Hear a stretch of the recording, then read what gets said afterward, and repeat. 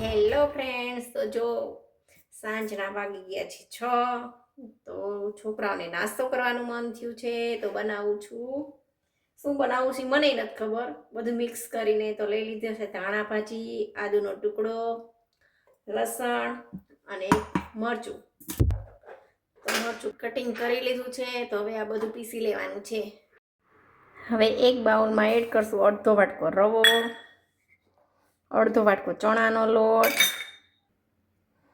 આદુ મરચું ધાણા અને લસણની પેસ્ટ, મીઠું અને દહીં. અને હવે એડ કરી દઈશું પાણી. બધું બરાબર મિક્સ કરી લેશું. તો મિક્સ થઈ ગયું છે બધું બરાબર. એડ કરશું ખાવાના થોડાક સોડા અને થોડુંક તેલ.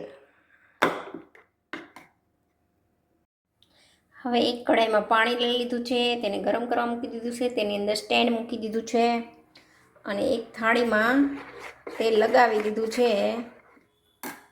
અને આ જે બેટર રેડી કર્યું છે તેને થાળીની અંદર એડ કરી દઈશું.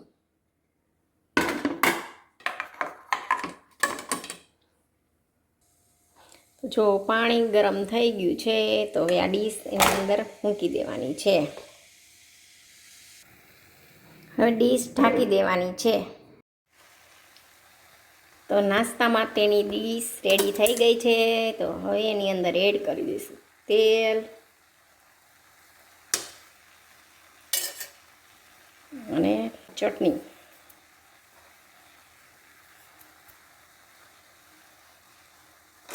થોડું ધાણા જીરું અને છેલ્લે એડ કરશું સમારેલા ધાણા. તો રેડી છે ઇવનિંગ બ્રેકફાસ્ટ. તો ટ્રાય કર્યા જેવી ડીશ છે, બહુ મસ્ત બન્યા છે.